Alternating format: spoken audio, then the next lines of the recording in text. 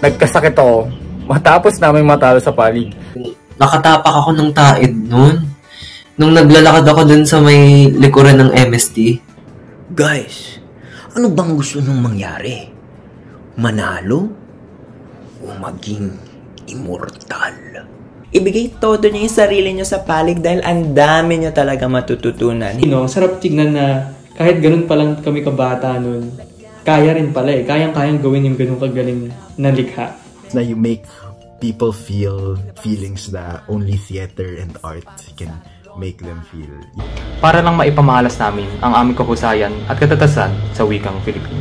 Kasi ang mahalaga, nakapagbuo kami ng mga alaala, napag-iwan kami ng bakas. Ang pinaka hindi ko talaga malilimutan ay kung paano naging tulay yung palig para mas mapalalim pa yung pagmamahal namin sa wikang Filipino. Ang palig ay hindi lamang entablado para sa mga mag-aaral upang ipamahalas ang kanilang gigil, gilas at giting, kundi isa rin itong boses at salamin ng mga danas ng karaniwang Pilipino sa labas ng mga pader ng Ateneo.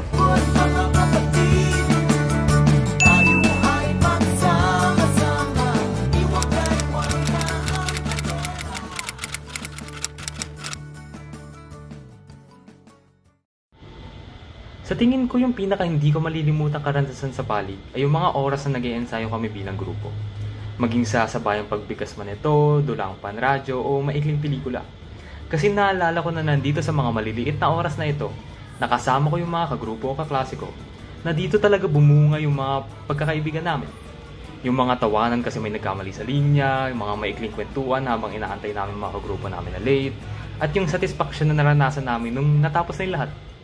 Kaya tingin ko higit pa yung karanasan na to kaysa nung nanalo kami ng palig noong grade 7. Kasi oo, masaya nga manalo. Pero hindi ito magiging kasing sarap kung hindi ko kasama yung mga tao na maituturing ko na tunay kong mga kaibigan. Nakasama ko nagbuhos ng pawis, dugo at luha para lang maipamahalas namin ang aming kahusayan at katatasan sa wikang Filipino.